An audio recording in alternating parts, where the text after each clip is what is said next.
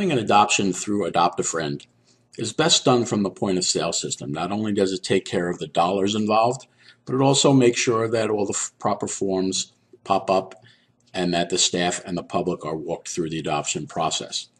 A little bit of background.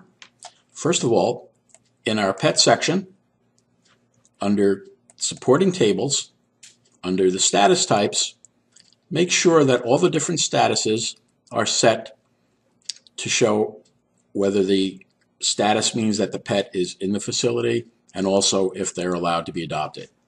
So you can see as we flip through some of these, a stray would be considered in the facility, in-house, and we're not allowing an adoption for that type.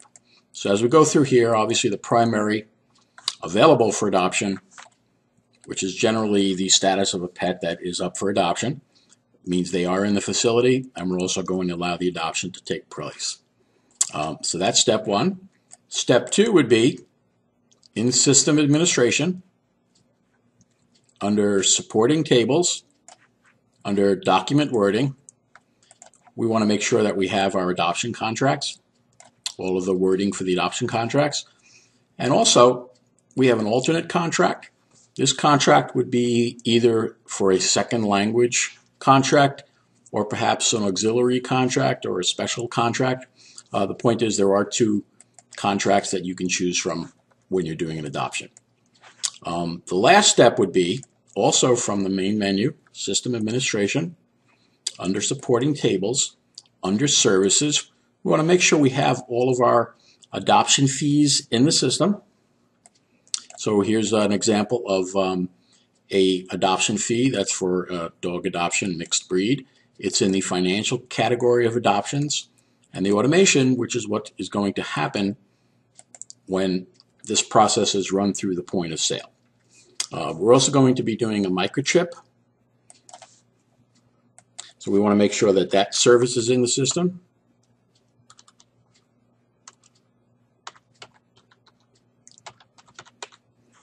And if it's one of the automated microchips that Adopt-A-Friend will register, again, we're going to place this into a financial category. In this case, I'm going to put that into the adoption category. And for the automation, I'm going to choose the ID tag microchip, and we don't necessarily have to have a fee on that.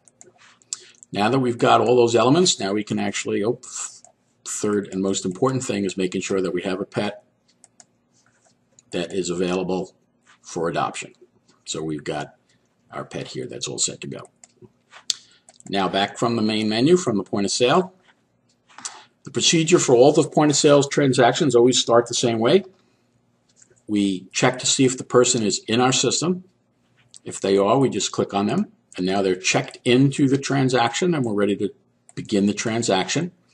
If they were not in the computer, we would have clicked the Add New Person button, which would have created a master list record, and the person would be in the computer. Next, in our item number section, we choose that adoption service. In this case, I'm going to adopt out that mixed breed.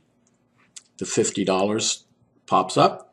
This is a pet required service, so we're going to click the Find List, and Adopt-A-Friend is going to show us any of the pets that are available for adoption. I could have typed the pet ID in directly, but this is a good way to double check that you've got the right pet. So I'm going to go ahead and click this guy right here.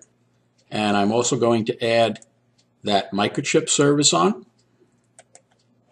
and make sure that it's also pet number 1 that we know is getting that microchip. Down here in the lower left, we take our payment in any accepted payment form. We go ahead and click the Record Sale button, print the receipt. In the background, the pet's record has been automatically updated to show that it has been adopted, and the previous owner or surrenderer has been put into the pet's archive, into the permanent record, so we never lose track of who had originally surrendered that pet. This is the adoption ledger. It shows us that the pet's been adopted. We can print out the various contracts. If the pet has not been sterilized, You can opt to print out a sterilization contract of some form, or perhaps a coupon or some other piece of paper that'll make sure that they follow up on the spay and neuter. Then the adoption contract itself. The bottom part of this is completely controllable. That's the information we filled out in the document wording. And we can also opt to give the new owner a copy of the pet's health record, although some of this may also appear on the bottom of the invoice, depending on how, or the adoption contract, depending on how you have the system set up. So once we're done checking this out, printing out the required forms, we're going to close this up. And then the microchip automation pops up, in which case, if you have already implanted the microchip, you really need to do nothing except just review to make sure it has today's date that it's all set to be signed up for.